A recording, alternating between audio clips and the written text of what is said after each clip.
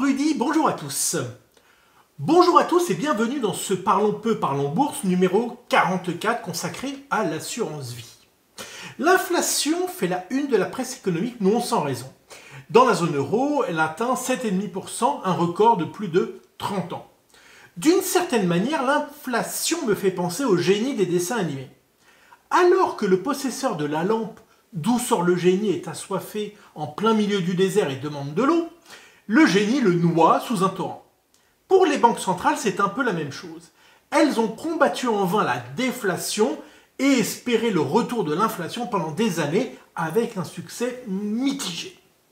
Et le génie, qui aurait trois têtes, celle des énergies renouvelables, du Covid et de la Russie, serait à l'origine d'une flambée inflationniste qui désormais est l'ennemi à combattre. Les effets de l'inflation sont multiples et potentiellement terriblement néfastes. Un effet positif tout de même pour commencer. Devant la hausse des prix, les consommateurs peuvent être tentés de précipiter leurs achats, surtout avec les aides gouvernementales, et ainsi créer un surcroît de consommation temporaire. Mais il faut tenir compte du corollaire de l'inflation, la hausse des taux. Elle signifie qu'il coûte plus cher de s'endetter pour les consommateurs, mais aussi pour les États. Dès lors, les gouvernements seront limités dans leurs aides aux consommateurs puisque le surcroît de dette déjà pléthorique se ferait au prix fort. Mais l'effet sur les Français ne se limite pas à la baisse de pouvoir d'achat.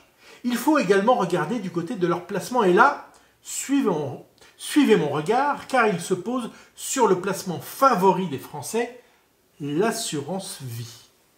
L'assurance vie, vous le savez sans doute, peut être investie en unité de compte ou en fonds euros. Avec le fonds euro, la compagnie d'assurance vous permet d'accéder à un rendement fixe. Il a été en moyenne de 1,10% en 2021. La hausse de l'inflation vient bien sûr grever ces performances. On parle alors de performances réelles. Ces performances réelles sont négatives depuis un an. Mais l'absence de placements concurrents n'a pas incité les Français à sortir massivement des fonds euros. Avec l'envolée récente des taux à long terme, ce n'est plus le cas. Le rendement des obligations de la zone euro se situe désormais en moyenne à 1,80%, donc nettement au-dessus des 1,10% des fonds en euros.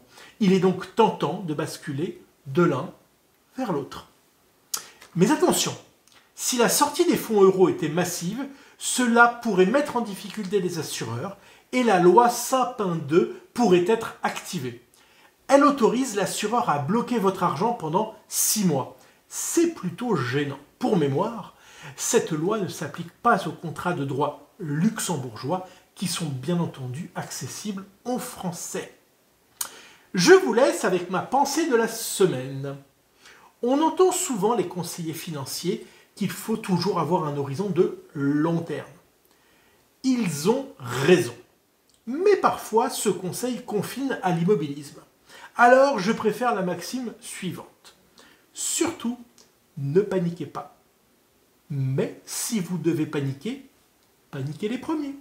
Allez, je vous laisse à mercredi prochain et bon vote.